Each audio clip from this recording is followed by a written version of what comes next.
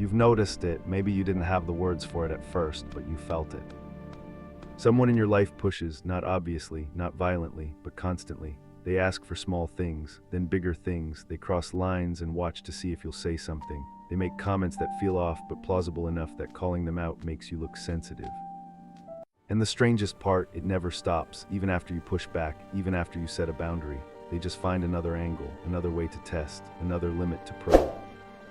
You've probably wondered if you're imagining it, if you're being paranoid, if maybe you're just not easygoing enough.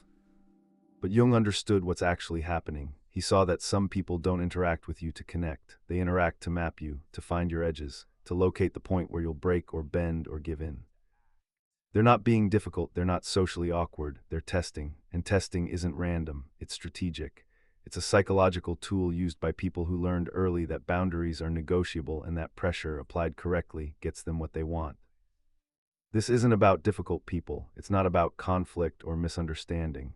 This is about a specific pattern of behavior that most people experience but few people name, and once you see it, you can't unsee it.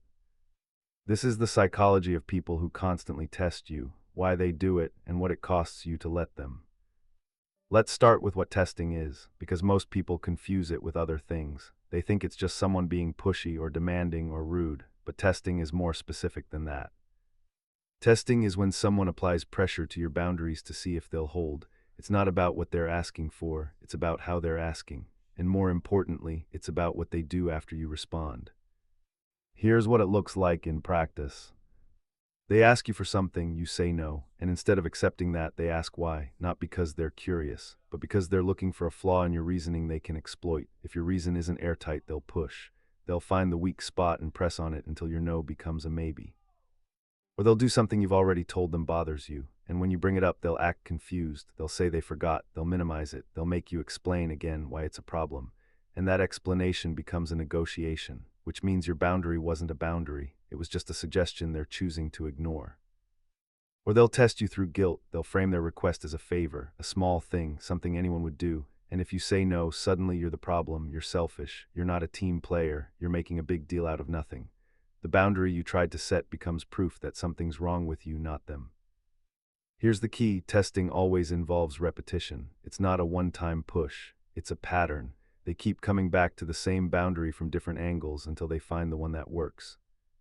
And the reason this is so exhausting is because defending a boundary once should be enough, but with someone who tests, it's never enough. You set the boundary, they test it, you reinforce it, they test it again and again and again, until you're so tired of defending it that you just let it go.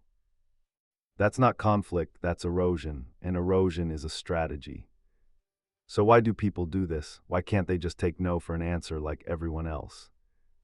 Jung would point to early conditioning. Most people who test boundaries learned young that boundaries are flexible, that rules are suggestions, that authority figures say one thing but enforce another, and that if you push hard enough, long enough, you can get what you want.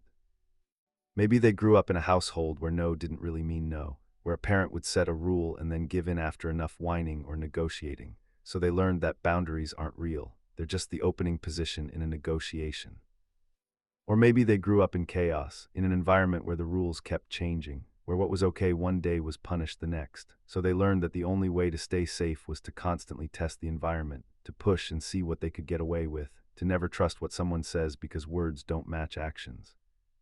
But there's another layer Jung would add. Testing isn't just about getting what you want, it's about control. It's about making sure you're not the one being controlled. People who constantly test you are often deeply afraid of being vulnerable, of being at someone else's mercy, so they test to maintain dominance. They test to make sure you're not going to hurt them. They test to ensure that if anyone's going to have power in the relationship, it's them. And here's the part most people miss. Testing is also about validation. People who test are often looking for proof that you care, that you're invested, that you won't abandon them, so they push to see if you'll stay. They cross boundaries to see if you'll enforce them. Because in their mind, if you let them get away with it, it means you don't care enough to fight for the relationship. That sounds contradictory, and it is, but that's the psychology. They test because they're insecure, and your enforcement of boundaries, which should signal health, instead feels like rejection. So they test harder to prove you'll stay or to prove you'll leave. Either way, they get the certainty they're craving, even if it destroys the relationship. Not everyone who tests boundaries does it the same way. There are patterns, and recognizing the pattern helps you see what you're dealing with. The innocent tester, they don't seem malicious. In fact, they seem confused. They act like they didn't know. They apologize. They promise they'll remember next time, but next time comes and they do the same thing. And suddenly you're explaining the same boundary for the third or fourth or 10th time, and each time they're surprised. Jung would say this person isn't innocent at all. They're using plausible deniability as a shield. They test by pretending not to understand. And as long as they can maintain that ignorance, they never have to respect your boundary, because how can they respect something they claim not to understand? The guilt manipulator, they don't push directly, they test through emotion. They make you feel bad for having boundaries in the first place. They'll sigh, they'll look hurt, they'll say things like, I thought we were close, or I guess I was wrong about you. They turn your boundary into a moral failing, and if you enforce it, you're cold, selfish, unkind. Jung would say this person learned early that guilt is more effective than force, that if you can make someone feel bad enough, they'll give you what you want just to make the discomfort stop. And the testing here isn't about the boundary itself. It's about how much guilt you can tolerate before you cave. The negotiator, everything is up for debate. You say no, they ask why. You explain, they offer alternatives. You decline, they reframe. They present the same request in different packaging until one of them lands. To them, every boundary is just a starting point, a position to be moved, and the testing is in the persistence, in the belief that if they just keep talking, keep reframing, keep negotiating, eventually you'll say yes. Jung would say this person doesn't see you as a person with autonomy. They see you as a problem to solve, and boundaries to them are just obstacles that can be reasoned away. The escalator, they don't accept boundaries at all, and when you enforce one, they don't back off. They escalate, they get louder, more aggressive, more extreme. They turn a simple no into a fight. They make enforcing the boundary so unpleasant that it's easier to just give in. Jung would say this person operates from a place of dominance. They learn that aggression wins, that the person who's willing to go further, push harder, be more uncomfortable, gets their way. And the testing here is about breaking your will, about making the cost of the boundary higher than the cost of giving in. The silent tester, they don't argue, they don't push back verbally, they just ignore you. You set a boundary, they nod, and then they do exactly what you ask them not to do, not out of forgetfulness, out of defiance. They test through passive resistance, through silent refusal to comply, and when you confront them, they act like it's not a big deal, like you're overreacting.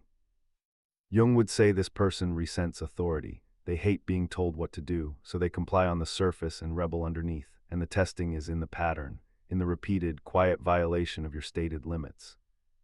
Here's what all 5 types have in common. None of them respect the boundary. They all believe that your no is negotiable, and they all use different strategies to erode it.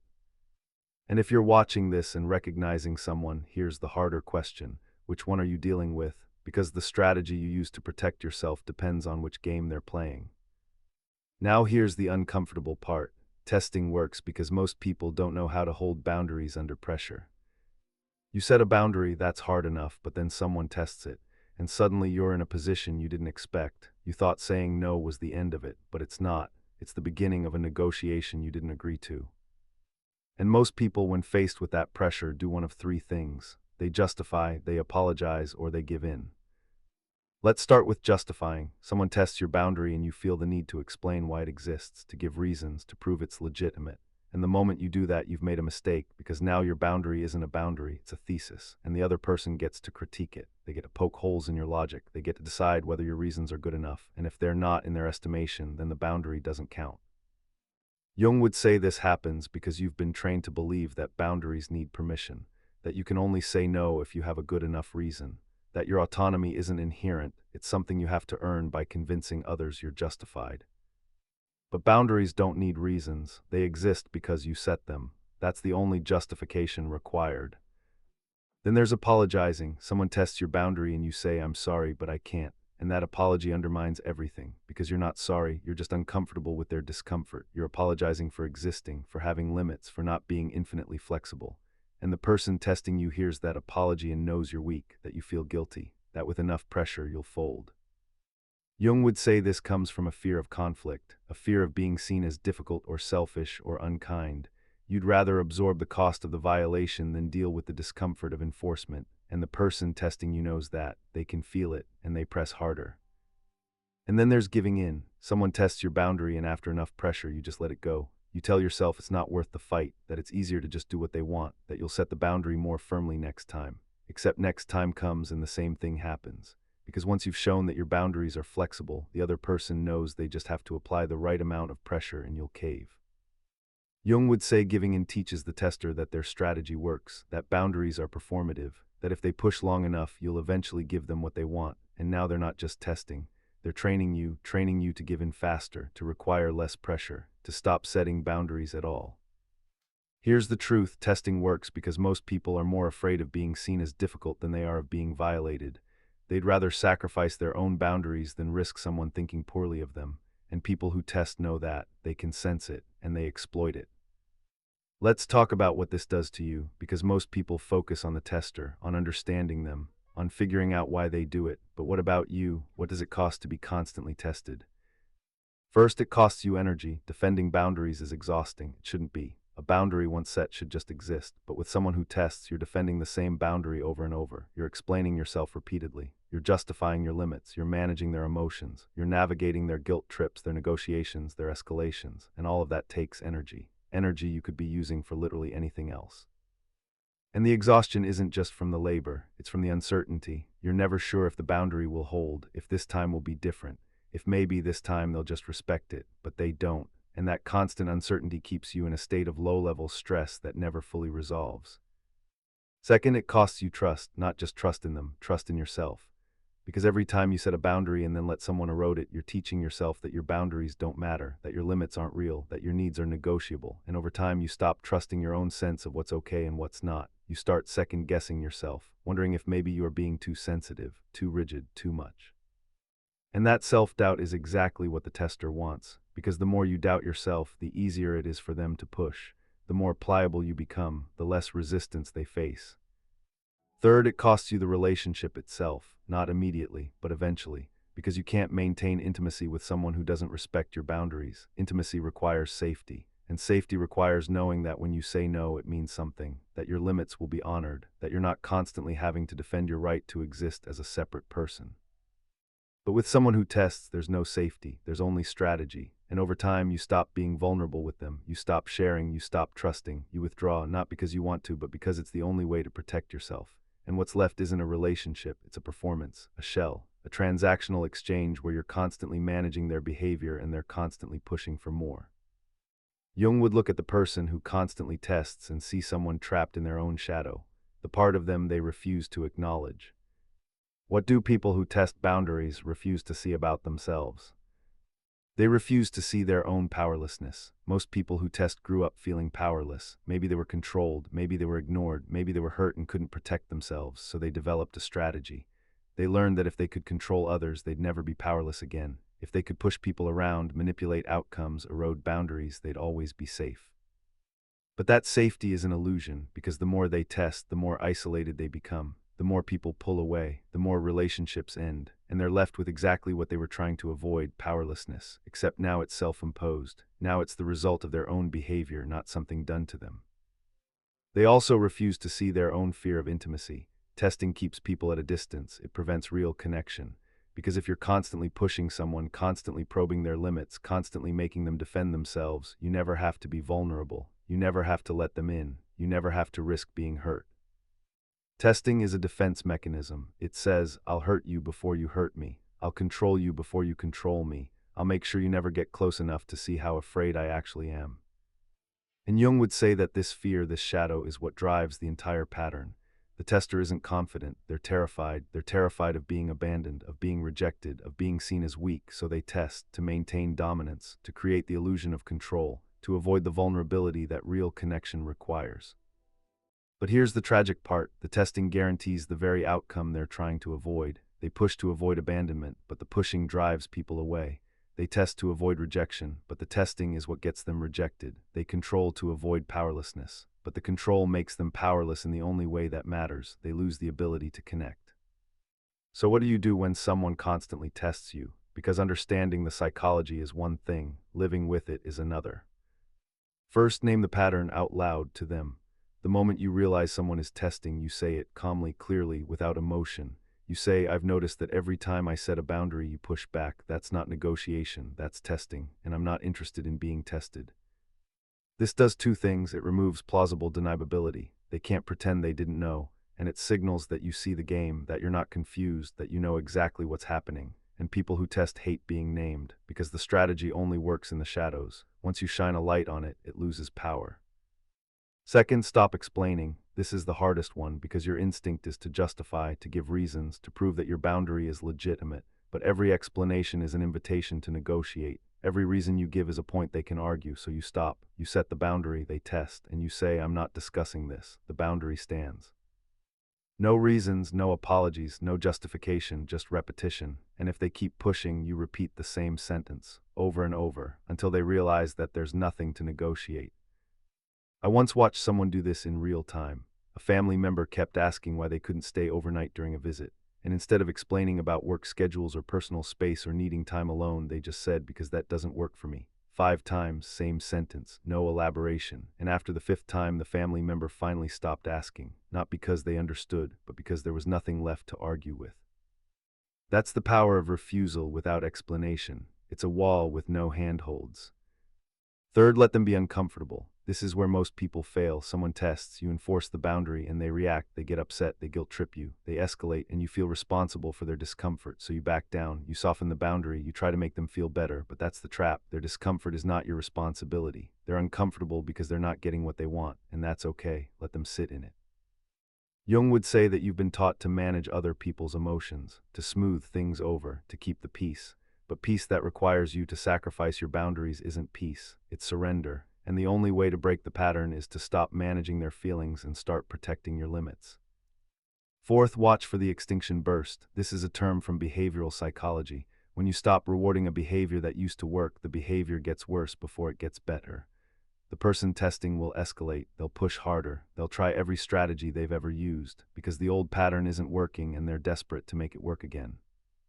This is the moment most people break. They think it's getting worse, so I must be doing something wrong. But you're not, you're doing it right, and the escalation is proof that the boundary is working. If you hold through the extinction burst, the testing stops. But if you cave, you've just taught them that all they need to do is push harder and longer.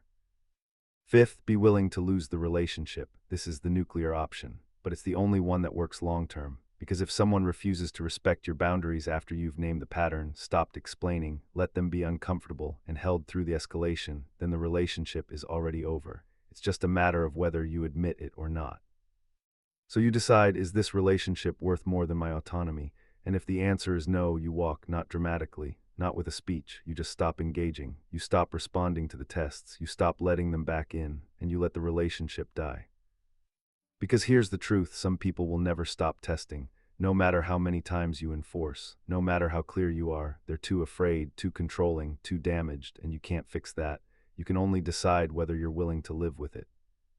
And if you're not, you leave, and that's not cruelty, that's self-preservation. Here's what Jung understood that most people miss. Testing isn't about you, it's never about you. It's about the other person's inability to handle uncertainty. Their inability to trust, their inability to exist in a relationship where they're not in control. And no amount of patience, understanding, or accommodation will fix that, because the problem isn't your boundaries, it's their relationship with boundaries in general.